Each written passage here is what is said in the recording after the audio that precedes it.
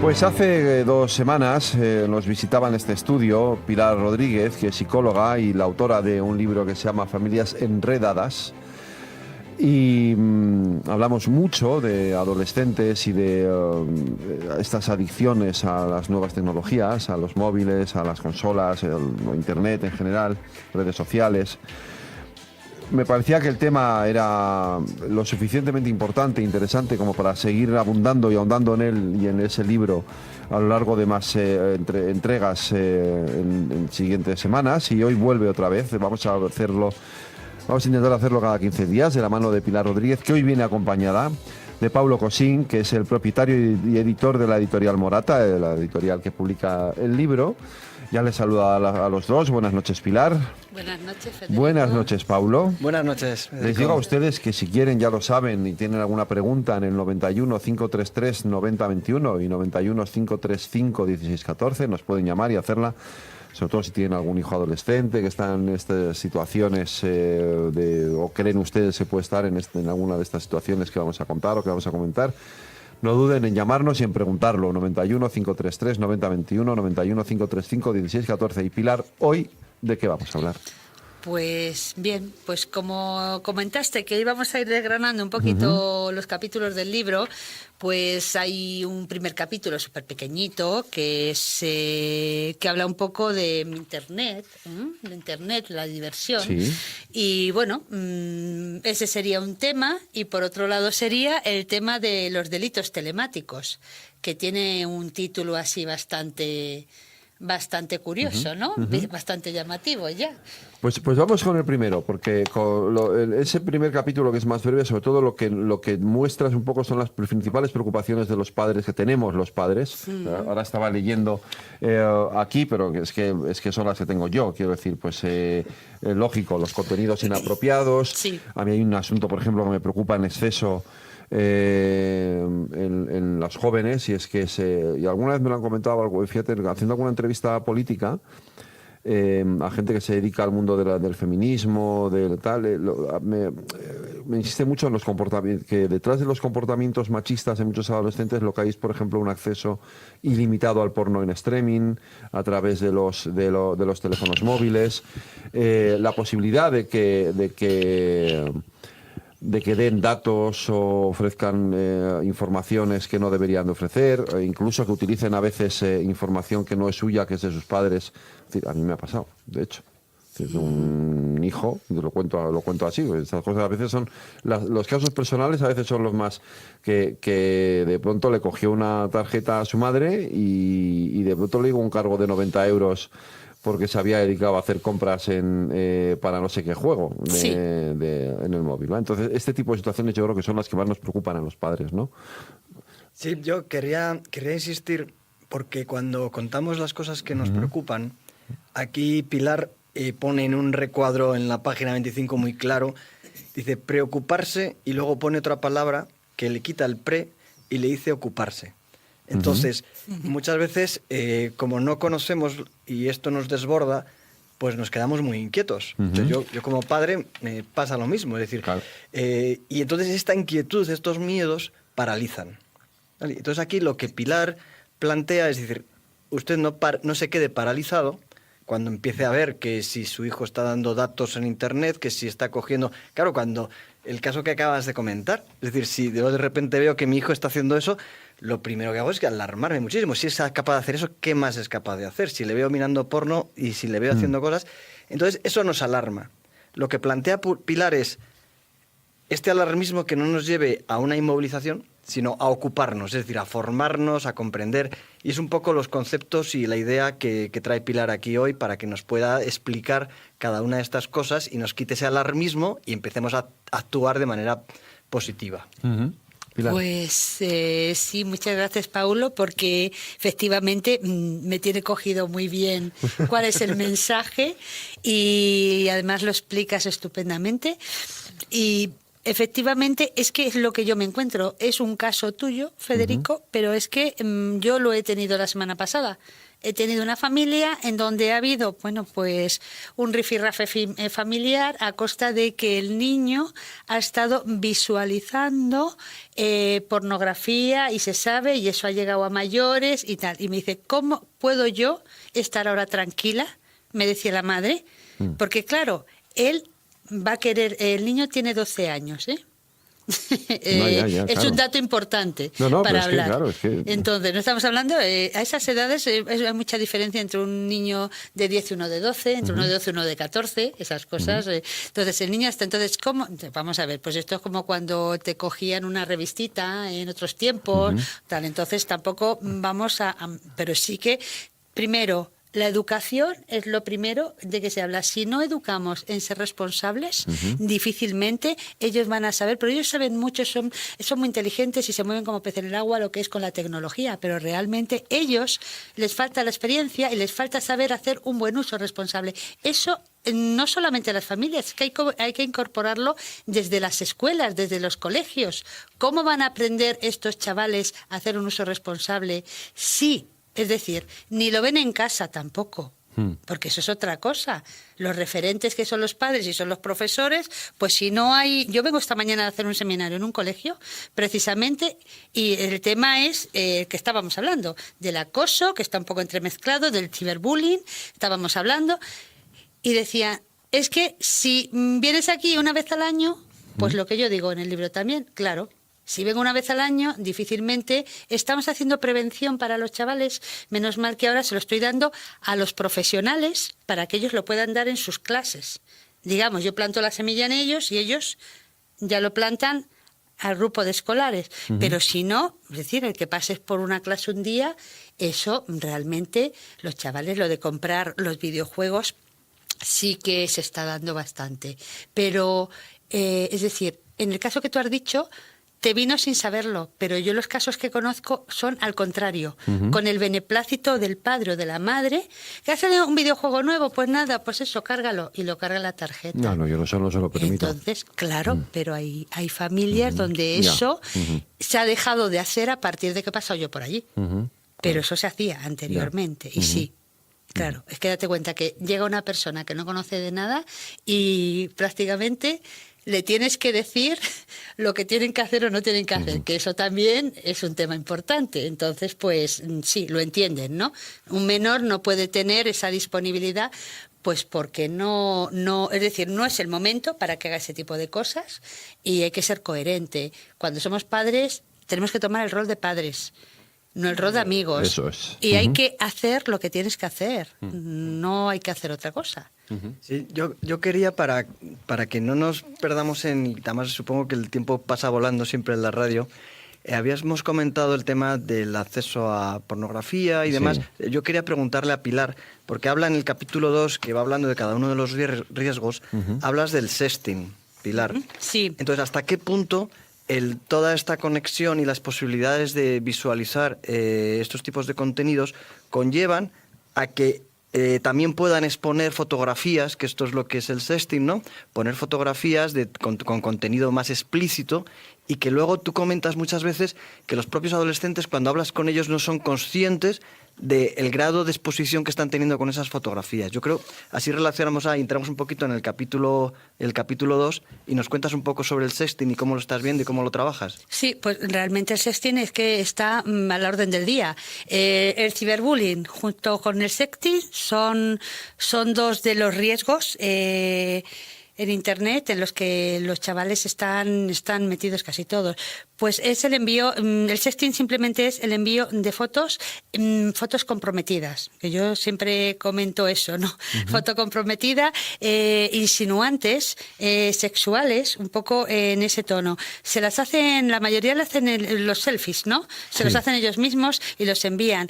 Pero es que decimos, ¿cómo los chavales pueden hacer eso? Es que vivimos una sociedad en donde los chavales han aprendido a estar expuestos públicamente y lo hacen de forma muy espontánea.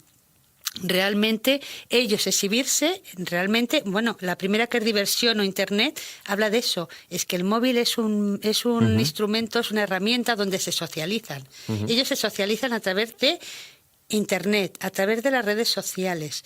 Y cuando los chavales, es decir, ellos no hacen un uso responsable, ellos aparecer en una fotografía y exponerla públicamente, para ellos es normal. Ellos han normalizado eso. Vivimos una sociedad en donde lo público tiene un valor. Y para ellos no es nada, ningún delito, ni es nada grave. Lo que hay que enseñarles a ellos, lo que pueden hacer y lo que no pueden hacer. Yo creo que hablé aquí la semana pasada de lo que era una foto comprometida. Sí. Los chavales ellos no tienen el concepto. Trabajar esos conceptos de qué es comprometido y qué no es comprometido es importante, porque ellos se ponen morritos, se tumban así a un lado. Para ellos esas cosas es normales. Hay una cosa importante que es el síndrome START. Yo lo comento ahí. El síndrome START, hablaba un autor que realmente la sociedad en la que vivimos, si estamos fotografiando, si estamos con radiografías que las enviamos, o sea, ya estamos, radiografías, perdón, ecografías que ya mandamos de los hijos, ya es que hasta, es decir, antes de nacer ya estamos exponiendo a nuestros hijos.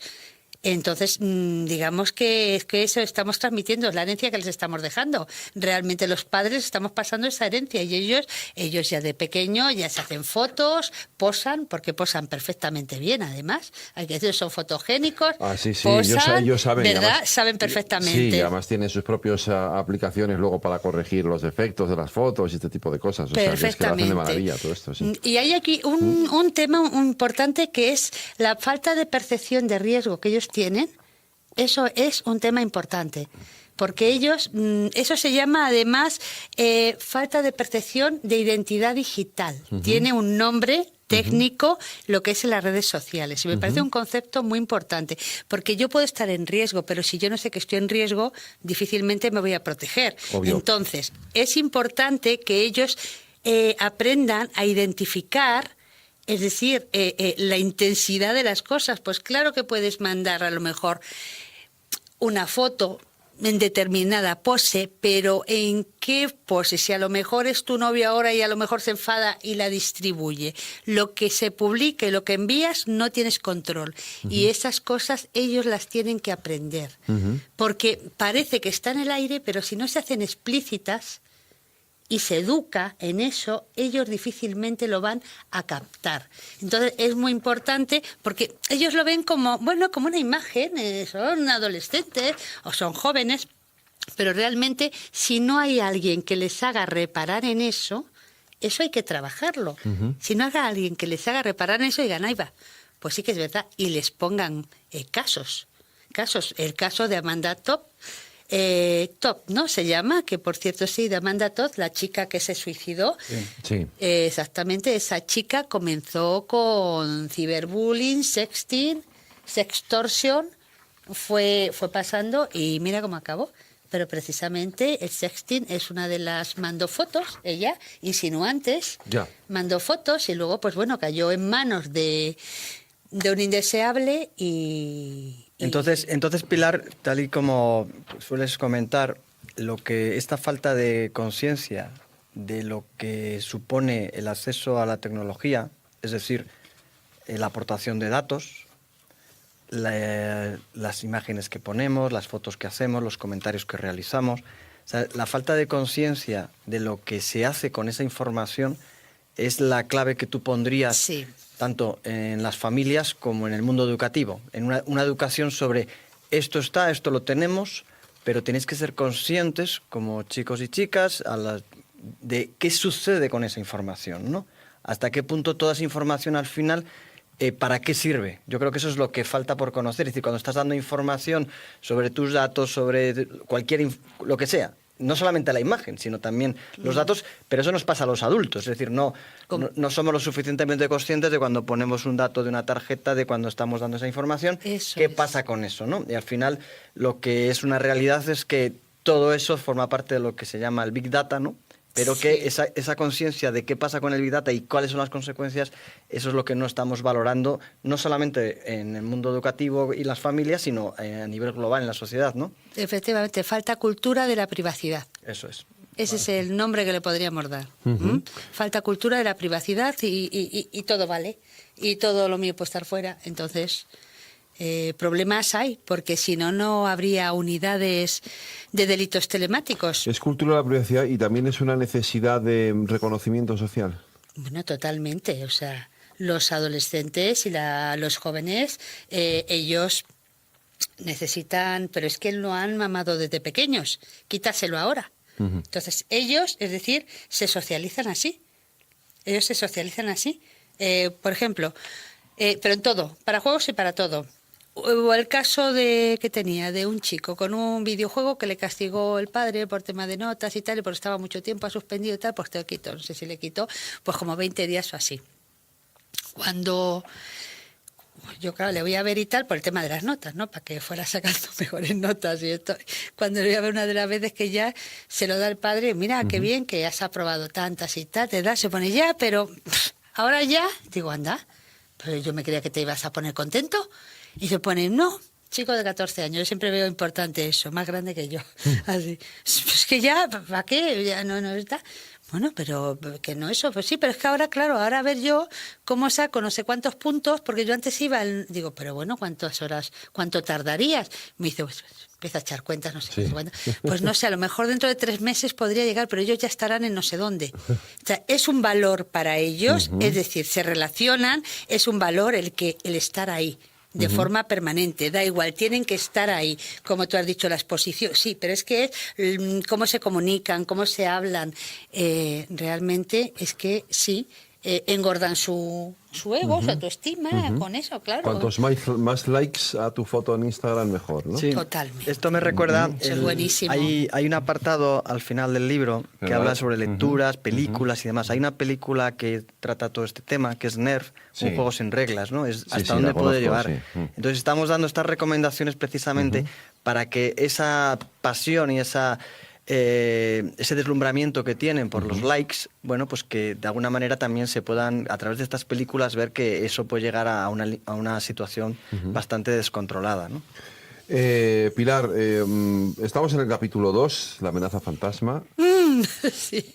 Hemos hablado del sexting, pero hay otros delitos que deben preocuparnos como padres. Porque, digamos que estamos en esta fase de que nos tenemos que ocupar y preocupar y ocupar, ¿no? ¿Y qué otros delitos nos tienen que preocupar a los padres que se pueden dar en Internet a nuestros hijos? Pues unos son los delitos tecnológicos, como si hiciéramos 2 cajones, y otros son los delitos pues que tienen que ver más pues como con el ciberbullying y con el sexting. Sí. Por ejemplo, tenemos el grooming. El grooming es es un delito que se realiza de un adulto a un menor. Siempre es así, de un adulto a un menor. Entonces, el groomer lo hace como en 3 fases. Primero localiza bien, digamos, la presa, a ver a quién va a coger, y luego, una vez que ya la ha seleccionado, contacta con ella, y en la segunda fase lo que hace es vincular emocionalmente con ese menor. Normalmente pues pueden ser chavales, hombre, pueden ser cuando sea menor de cualquier edad, pero realmente ellos buscan presas que sean vulnerables y fáciles de convencer. Entonces los preadolescentes están todavía más en esa fase, adolescentes que son pues a lo mejor que tienen alguna enseguida, es decir, alguna carencia emocional, o sea, enseguida ellos buscan personas que les sean fácil de manejar. Una vez que ha establecido el vínculo emocional, el tercer paso es ya, pues bueno, intentar tener contacto con la víctima, con la menor. Siempre la finalidad que tiene es sexual, tener un contacto sexual con la víctima. Y bueno, y esta gente, bueno, de todas maneras, ya vendrá a hablar de lo que es de la ley, pero está tipificado, gracias ya adiós, esto ya se tipificó porque había unas lagunas enormes, todavía hay lagunas, pero ahora mismo hay un artículo exclusivamente en el Código Penal, que es el 183, precisamente, que está tipificado y con penas, esto. Entonces, y fíjate tú, si habrá groomers por ahí que las unidades de delitos telemáticos están buscándolos como es decir, porque luego dentro de todos estos que buscan menores hay también como un abanico, ¿no? También ahí te encuentras a pederastas, te puedes encontrar de todo, claro, porque... Ya. Pilar, pero yo como padre, lo hemos comentado muchas veces, la cuestión no está en estas cosas que suceden, sino en cómo detectarlas, ¿no? Entonces, tú siempre hablas que los adolescentes hablan entre ellos, pero no tienen acceso al mundo adulto, ¿no? Entonces, un educador, un padre, o sea, la importancia de esa comunicación, ¿cómo se puede conseguir? Porque pasa lo mismo con situaciones de acoso y de ciberbullying, es decir, se queda aislado la persona que padece todas estas situaciones y cuando sucede resulta que sí lo sabía un grupo de compañeros, no sabía no sé cuántos, pero los adultos no los conocíamos. Entonces, ¿cómo podemos hacer para prevenir, para que esa información llegue? Yo creo que eso es muy importante que lo comentes. Bueno, es que aquí yo lo trabajaría en dos líneas. Una, es decir, el que lo tiene que detectar es el propio niño. Hay que enseñar a identificar a los menores. Hay que enseñarles a que aprendan a identificar el caramelo. Claro, Lo que tú decías aquí en el libro, dices, nuestras abuelas nos decían antes, sí, es verdad, no cojas caramelitos de cualquiera, no, pues aquí los caramelitos, ¿qué son? ¿Qué forma tienen estos caramelos? Claro, esto es un poco más, cuando yo lo explico, es un poquito más complejo de explicar, porque yo les explico, a mí lo que me importa es que los chavales cuando les pase lo noten. Entonces, hay muchas, o sea, esta gente, aunque se hace pasar por uno igual y hablan de las mismas conversaciones y tal, en cuanto empiezan ya a pedir, a subir un peldaño más del nivel donde están, tienen siempre conductas que los chavales, por lo que ellos me han transmitido a mí, se quedan como... Hay algo que no les cuadra, hay algo, estamos hablando de algo emocional. Ellos lo sienten, de ¿no? percepción, efectivamente. Entonces, eso que perciben, yo siempre digo que se hagan caso. Si de repente te sientes mal por algo que te está pidiendo y que choca con tus valores, con lo que sea, tú tienes que cortar esa comunicación ipso facto. Y luego tener un lugar donde contarlo, ¿no? Y luego contarlo a un adulto. No, lo que no puede ser es que te quedes contándolo a un igual, eso hay que contarlo a un adulto. ¿Por qué? Porque este tipo de cosas, es decir, te van a dar otra versión por la experiencia que no tiene, desde luego, un igual. Un igual te va a revertir lo mismo, o que me he enterado, que tal, pero realmente el adulto, como se están dando cosas de estas, pero no solamente por eso, porque yo creo que un hijo tiene que tener confianza con sus padres. Y yo creo que puede hablar y tiene que hablar de todas estas cosas. Entonces, la labor aquí de los padres, por otro lado, una cosa es el niño, pero otra cosa es los padres, por otro lado, son los que tienen que crear esos espacios de confianza donde los hijos se sientan cómodos hablando no solamente de esto. Si yo no tengo confianza con mi hijo, va a ser difícil que me venga a contar esto. Si yo tengo confianza con mi hijo, es muy fácil que, es decir, que aunque no me lo cuente hoy, a lo mejor digo, pues ¿sabes lo que me ha pasado ayer? Pues que salga la conversación. Puede que no me lo cuente si piensa la bronca que me va a echar, pero tú con quién estás hablando. Entonces, lo último que hay que hacer es regañarle, rechazarle, sancionarle, quitarle. ¿Por qué? Porque estamos perdiendo, o sea, le perdemos al hijo y no nos va a contar en ningún momento. Entonces, si hay que poner alguna consecuencia por algo, se pondrá, pero no le vamos a poner una consecuencia por algo que le está a él dando temor. ¿Vale? Eso no tiene... A mí me han dicho chavales que he ido de secundaria, me han dicho, por ejemplo, en algo así, es que está hablando con alguien y no me ha parecido y he cortado, y ¿se has contado a alguien? Bueno, sí, hombre, lo voy a contar, pues me quitan internet. Eso es lo que me han dicho. Digo, hombre, pues habrá que hacer una reunión para que tus padres no te quiten internet, cuando les cuentas además que...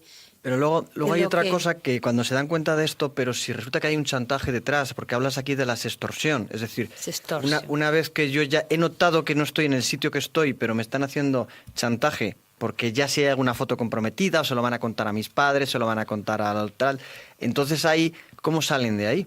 Es muy difícil, bueno, muy difícil, están saliendo, pero realmente la diferencia con el sexting, bueno, la diferencia quiero decir, aquí hay amenazas, hay chantaje y bueno, y aquí sí que están los pederastas, que están mucho más que el otro, precisamente aquí, porque lo que quieren es o meter en la red de pornografía infantil a lo mejor a los menores o bien tener un contacto sexual con los menores. O sea, esto es así. O sea, aquí el chantaje es, digamos, la característica principal. ¿Y qué pasa aquí? Pues bueno, pues realmente, ¿cómo salen de aquí? Pues al final entran en una espiral, por decirlo de alguna manera, que cada vez se van metiendo, van cediendo cada vez más a más chantajes, cada vez más, y entonces terminan por, vamos a ver, pues por caer en las redes, pues incluso Pero tú recomiendas, porque claro, estas cosas supongo que en casa se ven y en el colegio, es decir, que al final tienen peor rendimiento, o sea, estas cosas les deben preocupar. Entonces, cuando esto se detecta, para ayudarles, lo mejor sería decir, oye, yo he detectado que mi hijo o mi hija está en una situación que no sé qué le pasa. Entonces, lo que yo creo que tú puedes sugerir, no sé. Profesionales, sí. ¿no? Tienen que ir, bueno, cuando tu hijo, eso comentamos aquí, la sintomatología o las señales, pues tu hijo se levanta cansado, duerme mal, se salta comidas, no tiene los hábitos que solía tener, o no quiere ir al colegio, un padre siempre sabe cuando le pasa algo a su hijo, eso te lo Luego digo es atender esas señales y consultar con algún profesional, ¿no? Entonces, bueno, en principio yo iría también al colegio a preguntar, a ver cómo el rendimiento que tiene, mi preocupación, que veo es un comportamiento extraño, y entonces pues en casa, no típico de mi hijo o de mi hija, entonces en el colegio pues que te confirmen si hay algo, porque igual allí hay algo más. Y hablar con tu hija primero. Hablas con tu hija, qué te ocurre, y probablemente si hay ese espacio de confianza, ellos están deseando, porque date cuenta que hay mucho sufrimiento ahí, mucho dolor ahí, mucho sentimiento de culpa, y están atemorizados. Ellos están deseando de contarlo, de tener una persona de confianza, un referente, alguien que les ayude. Cuando ellos sientan que alguien le va a poder ayudar, pues cariño, yo confía en mí, porque yo hayas hecho lo que hayas hecho, yo te voy a ayudar, pero ese es el mensaje que recomiendas a los padres, ¿no? Yo noto que, o sea, estás distinta, te pasa algo, ¿vale? Entonces, yo entiendo que no me lo quieras contar, pero esto no puede continuar así. Entonces, si te pasa algo que tú crees que a mí me va a enfadar, no te preocupes, que aunque no me guste, no te va a decir tal, vamos a tratar de solucionarlo. Tú insistes mucho aquí en esa idea, la de que hay que contárselo a un adulto, ser posible. Obviamente siempre. Entiendo que siempre algún familiar, lo más lógico, ¿no? Siempre un adulto, bueno, es lo más lógico, pero no tiene por qué. Por eso, puede ser un profesor. Un profesor, para mí un adulto, sí, efectivamente. Un adulto, porque lo que yo comento de un adulto, o sea, no es algo mío que haya salido de mí, esto está basado además, fíjate tú, hasta en la prevención del abuso sexual de menores, en lo que es en Europa. O sea, ya no aquí, es decir, pues estos niños que se van y les llaman, vente conmigo, pues para que salgan, la regla de Kiko se llama, tiene 3 pasos para niños pequeñitos, no tiene nada que ver, pero lo recuerdo, y uno de los pasos que hay de los 3 es contarlo a un adulto. Ya se está enseñando a contarlo a un adulto, y a mí me parece genial, porque no es algo que tengas que pensar mucho, y a mí me parece estupendo, porque tú tienes que contar cuando hay estos casos que hay víctimas. Las víctimas únicamente, de cualquier tipo, las víctimas salen cuando hay un agresor y una víctima, las víctimas salen de esa situación con 2 cosas. Uno es contarlo, claro, si no se cuenta, te tiene en sus manos, El agresor, el acosador, como el que la llamada. Uno es contarlos y la otra es la red de apoyo. Entonces, si tú estás aislada o aislado, tú no vas a poder salir de ahí. Tú necesitas contar con esas 2 cosas. Con esas 2 cosas empiezas a salir adelante. Si te falta, es decir, si no lo cuentas, no va a haber red de apoyo. Entonces, la única forma de no quedarte aislada con tu problema es un problema que los hijos tienen que aprender que hay cosas de las que no puede salir uno por sí solo, que necesitas contar con un apoyo, me da igual, una red de apoyo, y evidentemente si es un menor no va a salir de una cosa así con sus amiguitos. Entonces, evidentemente sí o sí Un adulto. tiene que contar con un adulto. Que además debe de aportarle una serie de valores que a lo mejor los adolescentes no tienen, ¿no? Una serie de valores, ¿a qué te refieres ahí exactamente? Pues a no saber, por ejemplo, diferenciar lo que puede ser una imagen comprometedora de no dejar. Vale, eso es, sí. Sí, esos son valores, efectivamente. Sí, es que Internet nos ha caído a todos y hay muchas lagunas y los chicos tienen que saber muchas cosas, efectivamente. ¿Qué es una foto comprometida? Pues es que eso no existía en otras épocas, porque vamos a ver. Internet ha revolucionado todo. Sí. Las familias también no funcionan como antes. La incorporación de la mujer también al trabajo tampoco es la madre que está en fin, hay muchos factores influyendo en esto. Entonces, el resultado que tenemos son los chavales de esta generación. Entonces, no es que ellos no tengan esos valores, es que funcionan con otros...